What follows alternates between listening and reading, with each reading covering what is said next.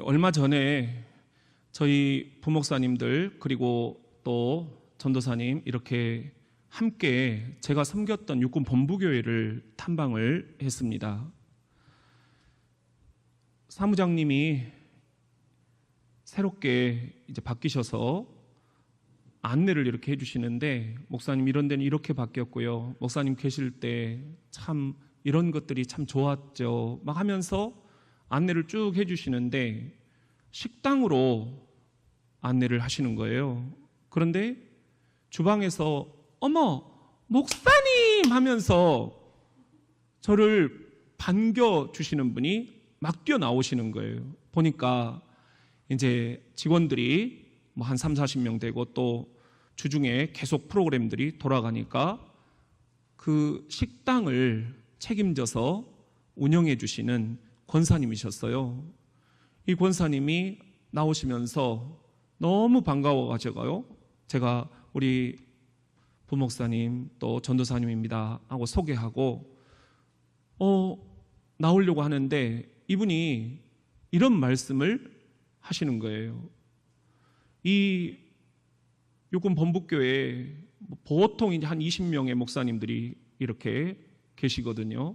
그런데 수많은 목사님들이 그동안 수년 동안 여기를 거쳐가셨지만 저희들이 이렇게 이야기를 할 때에 가장 사랑이 많았던 목사님은 신현복 목사님이셨다, 이렇게 저희들은 기억을 하고 있습니다.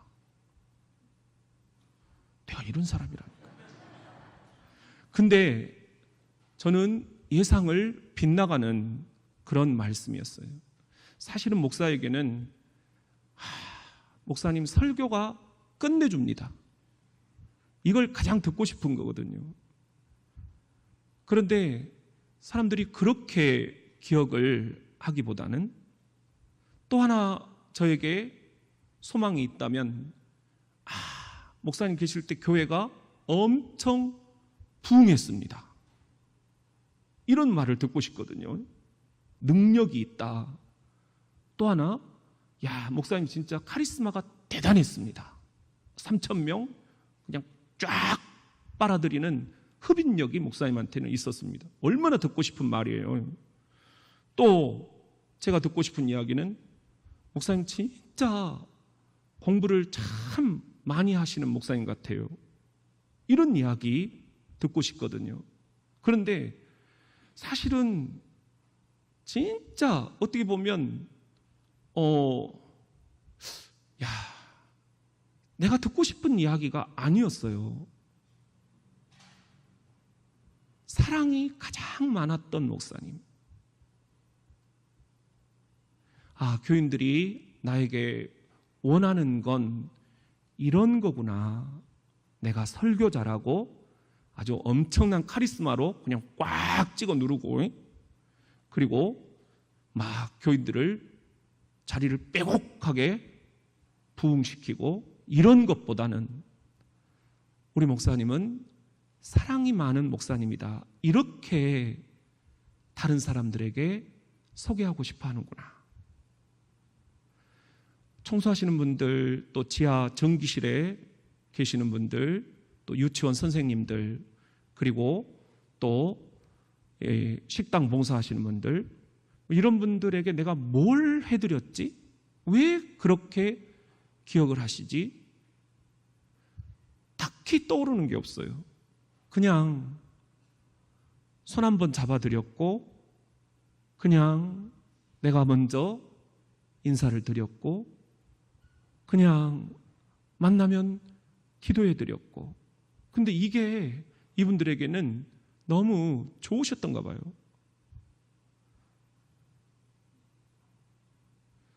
별로 여러분들이 지금 안 믿는 표정인데 나도 그런 때가 있었다고요. 권사님도 그때 그렇게 생각하셨어요? 별로 고개를 안 끄덕이잖아 지금. 내가 뭔가 변했나 하는 생각도 들어요. 너무 이 교회를 빨리 부흥시켜야 된다, 자리를 빨리 메꿔야 된다, 여러분들에게 빨리 인정받아야 된다. 막 이런 것에 내가 너무 지금 이렇게 연연해 하고 있는 것은 아닌가. 우리 당의 장로님들이 저한테 그러셔요. 목사님, 뭐가 그렇게 급하세요? 뭐가 그렇게 불안하세요? 이제 목사님 마음껏 하셔도 됩니다. 저희가 도와드리겠습니다. 여러분들이 계속 그렇게 말씀을 해주시거든요. 그렇다면 내가 이 전반기를 반성하면서 후반기를 어디에다가 집중을 해야 될까? 역시나 교인들을 사랑하는 일에 내가 가장 중점을 둬야 되겠구나. 그렇게 생각하시면 한번 여러분들 박수 한번 보냅시다. 우리 오늘 우리가 새로운 시리즈를 시작을 합니다. 성령의 9가지 열매인데요. 현수막을 너무 우리 이기종 전도사님이 예쁘게 디자인을 해주셨어요. 참 인물이에요. 너무 고맙고요. 여러분들 성령의 9가지 열매 갈라디아서 5장에 나오잖아요. 우리 한 번만 읽어볼까요? 자, 시작. 오직 성령의 열매는 사랑과 희락과 화평과 오래 참음과 자비와 양선과 충성과 온유와 절제니 이 같은 것을 금지할 법이 없느니라. 여기 보면은 9가지 성령의 열매가 나와요. 그런데 첫 번째가 뭐예요? 사랑이에요. 성경 학자들의 이야기를 제가 여러 사람 주석서들을 한 주간 동안 살펴보았어요. 그런데 그분들이 똑같이 하는 이야기가 있더라고요. 성령의 열매 이 9가지는 다 비중이 똑같은 게 아니라는 거예요. 실은 첫 번째 나오는 이 사랑의 열매, 이 하나에 나머지 8개도 다 들어간다는 거예요. 그러니까 가장 중요한 성령의 열매는 뭐다? 사랑이다. 사랑이다. 이 사랑의 열매를 우리가 어떻게 주렁주렁 맺을 수 있을까? 어떻게 그런 우리 후반기가 될 수 있을까? 우리 같이 한번 따라해 봅시다. 지금 사랑하지 않는 자 다 유죄. 노희경이라는 분이 쓴 책의 제목이에요. 그분이 그런 이야기를 해요. 가족들을 제대로 돌보지 못해서 지금 너무 후회가 많다라는 거예요. 바쁘다는 핑계로. 그런데 지금 어떻게 해보려고 하니까 애들이 다 커가지고 잘 안 된다는 거예요. 뭐 어디 가자고 그래도 싫다고 그러고. 여러분도 다 그런 상황이 아니십니까? 그래서 죄인이라는 느낌을 지울 수가 없다는 것입니다. 난 죄인이다, 애들한테. 그러면서 하는 이야기가 여러분도 지금이라도 사랑을 아낌없이 베풀어라. 지금이다, 지금. 사랑하려면 지금 사랑해라. 곧 때가 늦었다 느끼게 되리니. 여러분 어렸을 때부터 기독교의 최고 덕목을 뭐라고 배우셨습니까? 주일학교에서 어떻게 배우셨습니까? 하나님이 세상을 이처럼 사랑하사 독생자를 주셨으니 누구든지 예수 믿으면 멸망하지 않고 영생을 얻으리로다. 영생을 얻으리로다. 할렐루야. 우리 이렇게 배웠어요. 요한복음 3장 16절. 하나님이 세상을 이처럼 심판하사가 아니에요. 사랑하사예요. 근데 우리가 자꾸만 놓치는 거예요. 주일학교 때 배웠는데 우리는 갈수록 하나님은 사랑이시다 이렇게 생각을 않고 하나님은 정의이시다. 요즘에 우리가 뭐 공정 이야기도 많이 하잖아요. 그런데 우리 인간은 죄인입니다. 그래서 대화하는 사람이 제일 대화를 못하고요. 정의 외치는 사람이 제일 부정의하고요. 이게 지금 온 나라를 힘들게 하고 있지 않습니까? 정말 중요한 것은 사랑입니다.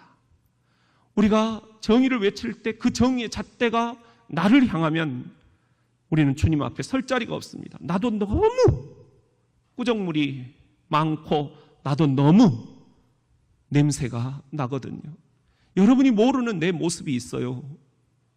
유혹들이 있고 고민이 있고 갈등이 있고 도망치고 싶고 여러분들이 모르는 나의 추악한 면들이 있다고요. 이걸 주님께서 한번 내가 너를 심판을 한번 해볼까? 설 자리가 없습니다. 그런데 감사한 것은 하나님이 세상을 이처럼 모아서 사랑하사 예수를 이 땅에 보내시고 그를 죽이시고 우리를 건져주셨다는 겁니다. 그 핏값으로 우리를 구원해 주셨다는 것입니다. 할렐루야. 이것이 복음입니다. 이 사랑의 복음을 놓쳐버리면 다 놓쳐버리는 거예요.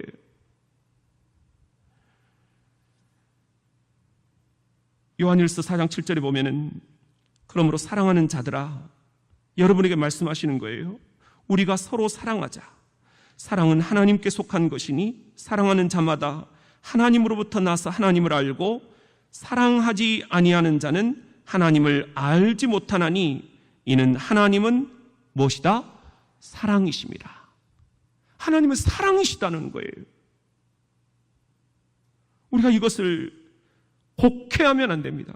예수님이 이 땅에 오셔서 구약 성경 66권을 딱 두 마디로 요약을 하셨어요. 마태복음 22장 37절에 보면은 예수께서 이르시되 네 마음을 다하고 목숨을 다하고 뜻을 다하여 주 너의 하나님을 뭐하라? 사랑하라. 사랑이에요. 이것이 크고 첫째 되는 계명이요 둘째도 그와 같으니 내 이웃을 내 자신같이 뭐하라? 사랑하라. 사랑이에요. 이 두 가지 계명이 온 율법과 선지자 애언서의 강령이다. 압축이다. 하나님 사랑, 이웃 사랑. 구약 66권은 딱 이 두 마디로 요약이 되는데 사실 두 마디가 아니라 한 마디예요. 뭐예요? 사랑하라는 거예요. 사랑. 사랑. 구약의 수많은 애언서들이 정의를 외칩니다. 하나님이 그걸 모르실까요? 예수님이 그것을 놓치셨을까요? 그런데 정의만 가지고는 안 된다라는 것입니다. 우리 인간이 죄인이라는 거예요. 죄인이라는 거예요. 사도 바울도 신앙생활의 최고 덕목이 뭐냐? 고린도전서 13장 13절입니다. 시작. 그런즉 믿음, 소망, 사랑 이 세 가지는 항상 있을 것인데 그 중에 제1은 사랑이라. 뭐라고요? 사랑이다. 사랑이 제일이라는 겁니다. 사도 바울이 몰랐을까요? 믿음 얼마나 중요해요. 근데 교회 안에 믿음을 강조하면 믿습니다 하면서 그 믿음으로 싸워버려요. 교회가 싸움이 끝나질 않아요. 왜? 너무나 확신에 찬 믿음들로 싸우기 때문에. 안 믿는 사람들 술 먹고 화해라도 하고 풀어버리는데 이건 뭐 끝이 없는 싸움이에요. 이게 우리 한국교회의 부끄러운 자화상이에요. 욕먹은 것도 싼 거예요. 사랑을 놓쳐버렸기 때문입니다. 소망도 얼마나 귀해요. 장차 올 시온성 예수의 재림에 대한 소망, 고난을 넘어 저 터널 끝에서 비춰오는 소망의 불빛 얼마나 소중한 거예요. 소망 붙잡아야 되죠. 그런데 소망만 강조하다 보면 오늘을 놓쳐버린다는 것입니다. 오늘 사랑하면서 살아가야 할 사람들을 놓쳐버린다는 것입니다. 오늘 사랑으로 세워야 할 이 교회 공동체를 놓쳐버린다는 것입니다.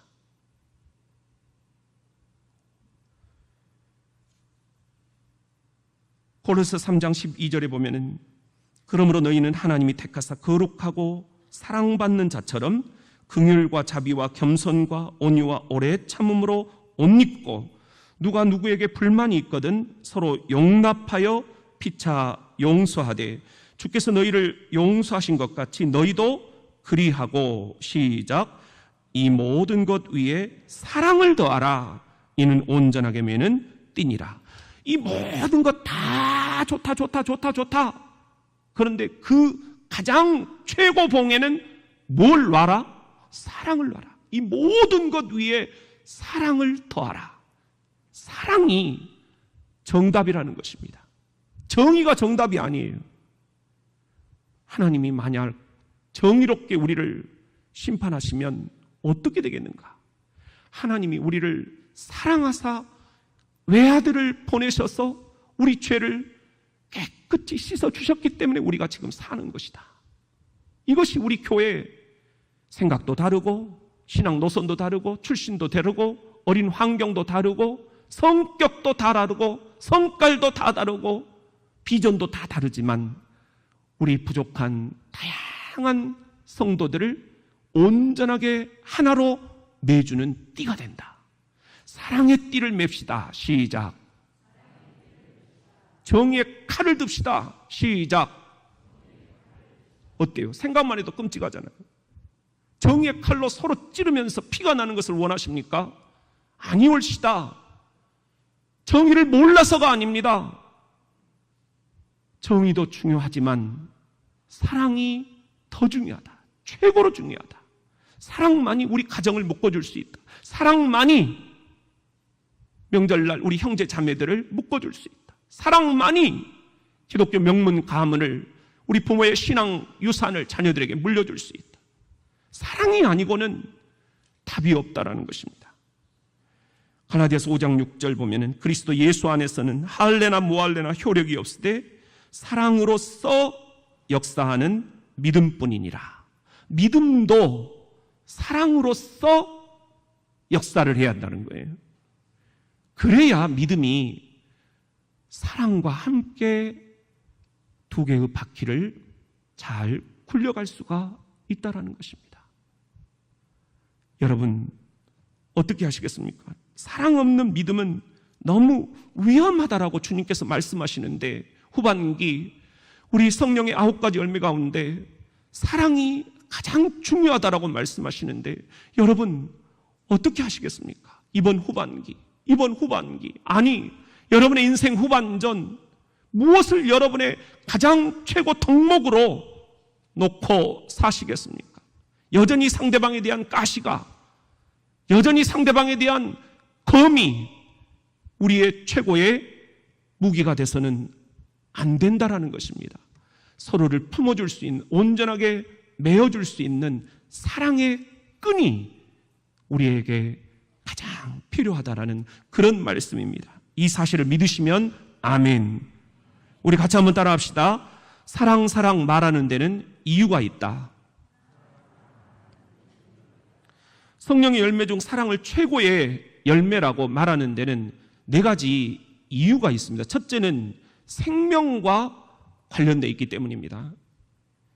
가인에 대해서 사도 요한이 이렇게 얘기를 해요.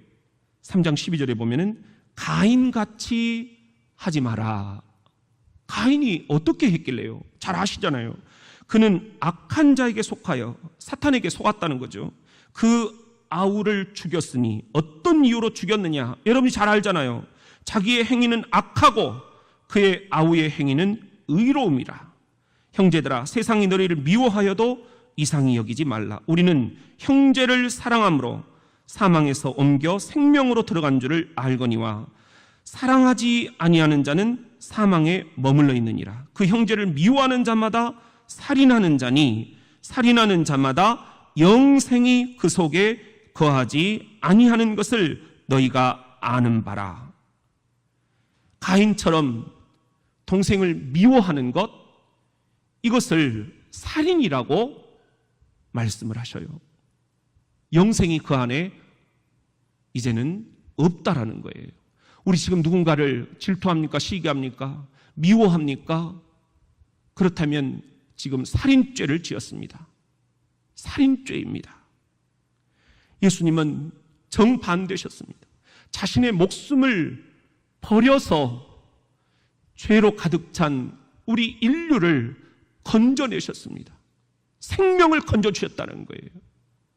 우리가 생명을 죽이지 않고 생명을 살리는, 가인과 같지 않고 그리스도와 같은 그런 일을 후반기에 해야 되지 않겠냐. 이게 성령의 열매라는 거죠.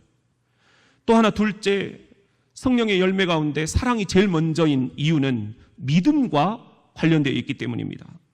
야고보서 2장 14절에 보면은 내 형제들아, 만일 사람이 믿음이 있노라 하고 행함이 없으면 무슨 유익이 있으리요? 그 믿음이 능히 자기를 구원하겠느냐? 만일 형제나 자매나 헐벗고 일용할 양식이 없는데 너희 중에 누구든지 말로만 그에게 이르되 평안히 가라, 아이고 따뜻하게 자야죠, 배부르게 좀 드셔야지, 아이고, 그러면서 그 몸에 쓸 것을 주지 아니하면 무슨 유익이 있으리요? 이와 같이, 시작, 행함이 없는 믿음은 그 자체가 죽은 것이라. 믿음과 관련이 있다는 거예요.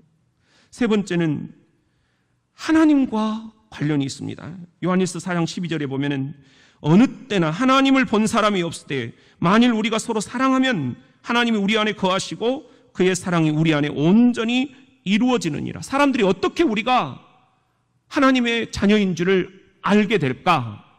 사랑할 때 사람들은 알게 된다는 거예요. 우리의 신분이 하나님의 아들, 하나님의 딸, 하나님 나라의 임금이신 아버지, 그분의 아들, 딸, 왕자와 공주예요. 우리 신분을 놓쳐버리면 안 되는 거예요. 이 신분은 사랑으로밖에 표현할 수가 없다는 겁니다. 여러분 안에 사랑이 있으면 임금 되신 아버지 하나님을 드러내는 것이고, 여러분 안에 사랑이 없으면 임금 되신 아버지 하나님을 여러분들이 저버린다 하는 거예요. 중동 지방에 한 왕자가 있었는데 불치병에 걸린 거예요. 그런데 미국에 명의가 한 분 있다 소식을 듣게 됩니다. 그분을 찾아가요. 다행히 수술을 해서 고친 거예요. 수술비를 얼마 정도 내야 됩니까? 이 의사가 뭐라고 답변을 할까 고민을 합니다.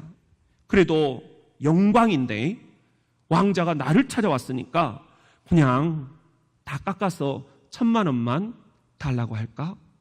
그런데 옆에 있는 동료 의사가 아이 무슨 소리, 그래도 5,000만 원은 받아야지.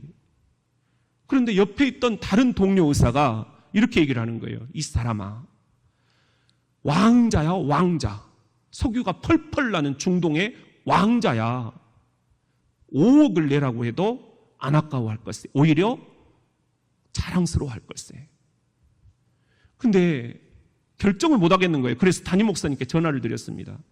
담임 목사님이 중동의 선교사로 있다가 귀국하시면서 이제 청빙을 받으신 거예요. 목사님, 중동 지방 현실을 잘 아시죠? 제가 어떻게 했으면 좋겠습니까? 딱 한마디였어요. 집사님, 이렇게 하시면 됩니다. 제가 중동 지방에 선교를 해보니까 이분들은 되게 신분을 중요하게 생각을 합니다. 이렇게 얘기하십시오. 왕자님 신분에 합당한 만큼 치료비를 지불하시면 됩니다. 그분에게 공을 넘기라는 거예요. 그랬더니 7억 5천만 원이 입금이 된 거예요. 이게 뭔 일이야? 야, 목사님에게 목사님 말씀이 맞는데요. 이분이 왕자로서 7억 5천을 입금을 하셨습니다. 주일날 목사님 찾아뵙겠습니다. 막 이런 거예요. 그런데 토요일날 문자가 왔어요. 목사님 문자였어요. 내일 주일에 집사님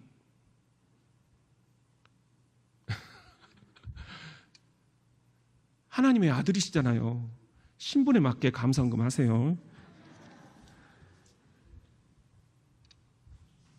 네 번째, 성령의 열매 가운데 첫 번째가 사랑인 이유는 예수님과 관련이 돼 있어요. 오늘 본문 말씀이 그겁니다. 요한복음 14장 34절 시작. 새 계명을 너희에게 주노니 서로 사랑하라. 내가 너희를 사랑한 것 같이 너희도 서로 사랑하라. 너희가 서로 사랑하면 이로써 모든 사람이 너희가 내 제자인 줄 알리라. 예수님이 이 땅에 오셔서 구약의 옛 계명을 딱 한마디 사랑하라 하셨잖아요. 그리고는 이제 내가 신약의 새 계명을 너희에게 주노니 너희는 서로 사랑하라. 새 계명이 똑같아요. 사랑이에요. 오죽 사랑이 중요하면, 오죽 서로가 미워하고 살면 내가 이렇게 해도 너희들 안 들을 것이다. 그래도 내가 얘기한다. 새 계명, 새 계명, 새 계명을 달라고 하는데 새 계명 딴 게 없다. 서로 사랑해라. 교회 안에서 서로 사랑해라. 가족들끼리 서로 사랑해라. 이거 외에 내가 뭔 이야기를 더 해주겠냐? 여러분, 사랑밖에 답이 없다라는 것, 이것이 예수님의 복음입니다. 우리 같이 한번 따라합시다. 뭐든지 수고가 따른다. 어떤 형제가 한 자매를 무지하니 사랑을 했어요. 근데 마음을 자매가 주지를 않는 거예요. 그래서 딱 마음을 먹었습니다. 하루에 한 편씩 러브레터를 써야 되겠다. 이 자매가 일주일 동안 7통의 러브레터를 받은 거예요. 그런데도 마음을 안 열어요. 그래서 더 독하게 이 형제가 마음을 먹었어요. 하루에 3통씩 보내야 되겠다. 얼마나 이 자매가 편지를 많이 받았겠어요. 이렇게 쌓였어요. 근데 놀랍게도 마음 문이 열리기 시작한 거예요. 이 자매의 마음 문이 열려서 결국 결혼을 하게 됐어요. 그 편지를 전해준 우체부랑 수고의 열매가 우체부랑 맺혀버린 거예요. 아니 여러분, 이런 수고도 있지 않느냐.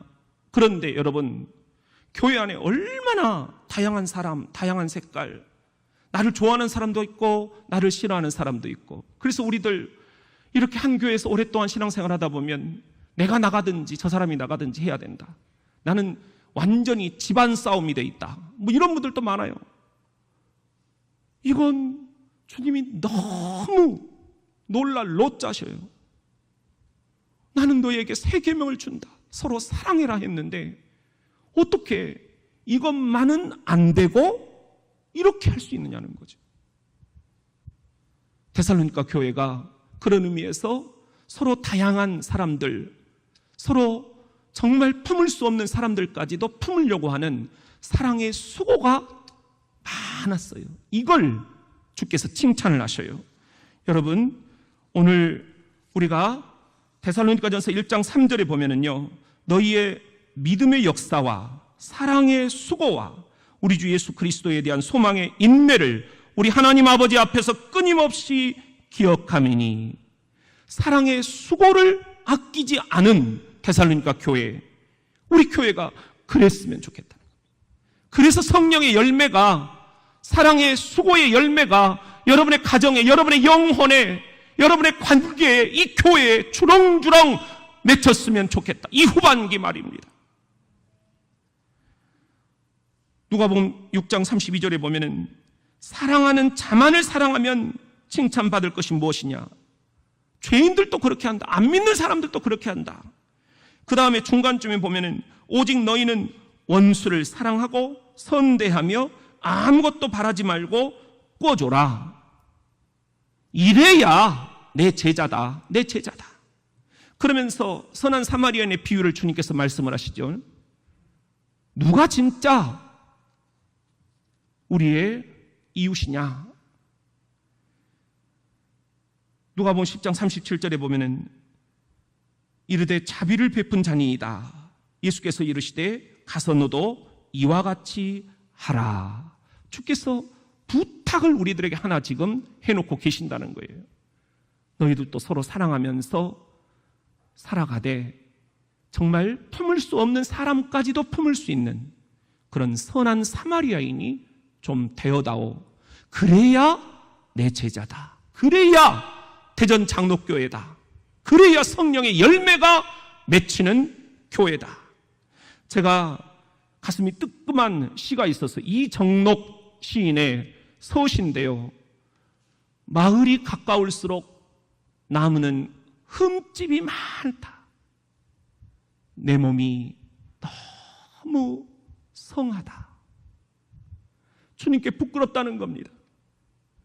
교회 안에서 내가 억울하기도 하고 상처도 받고 또 가시에 찔리고 눈물도 흘리고 그 사람 때문에 애간장이 녹을 때도 있고, 이렇게 사랑의 수고를 많이 해서 그 사람을 품을 수 있어야 되는데, 내 몸에 그렇게 흠집이 많아야 내가 십자가에 피 흘리신 흠집이 나신 예수 그리스도의 제자가 될 터인데, 나는 예수와 아무 상관이 없는 멀찍이 떨어진 구경꾼 방관자, 나는 누구란 말인가? 내 몸은 너무 성하다. 예수의 흔적이 없다. 예수의 피 흘리신 흔적이 없다.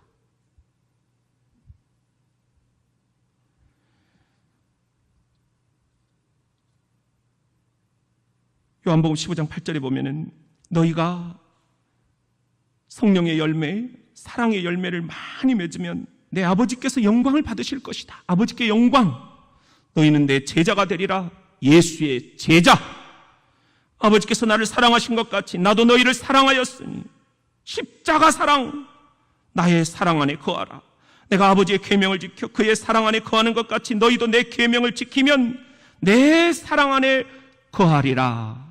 예수님의 사랑, 그건 십자가 사랑, 가시면류관을 쓰셔 흠집이 나신 그 예수님의 사랑. 여기에와 창끝에 찔려 구멍이 난 피가 쏟아진 그 예수님의 사랑, 그 사랑 안에 거해야 한다. 그래야 성령의 열매, 사랑의 열매를 주렁주렁 맺을 수 있다. 사랑의 나눔 있는 곳에 하나님께서 계시도다. 제가 신학교 때 채플 시간, 예배 시간에 이 찬양을 부르는데 너무 익숙하지 않은 찬양이었어요. 우리는 사부로 된 긴 찬송만 부르잖아요. 그런데 떼제 찬송이라고 젊은이들이 한 3,000명이 모여서 부르는 그 떼제라는 지역에서 함께 부르는 노래예요. 거기에서 이 찬양을 부르고 있다 하는 거예요. 그러면서 우리도 한번 불러보자. 교수님이 그러시는 거예요. 그런데 이게 한 번 들을 때는 안 들어오던데 7번, 8번을 되풀이해서 부르라고 그러더라고요. 사랑의 나눔 있는 곳에 하나님께서 계시도다. 사랑의 나눔 있는 곳에, 이 교회에 하나님께서 계시도다. 사랑의 나눔 있는 곳에, 여러분의 가정에, 여러분의 사업처에, 여러분의 직장에, 우리 아파트에 사랑의 나눔이 있는 곳에만 하나님이 계신다. 반대말은 아무리 아름다운 예배당이라 할지라도 사랑이 없다면 이 안에 하나님이 안 계신다라는 거예요. 사랑의 나눔 있는 곳에 하나님께서 계시도다. 시작. 사랑의 나눔 있는 곳에 하나님께서 계시도다. 옆 사람을 축복하면서 사랑의 나눔 있는 곳에 하나님께서 계시도다. 3층도 사랑의 나눔 있는 곳에 하나님께서 계시도. 가슴에 손을 얹고 눈을 감고 사랑의 나눔 있는 곳에 하나님께서 계시도다.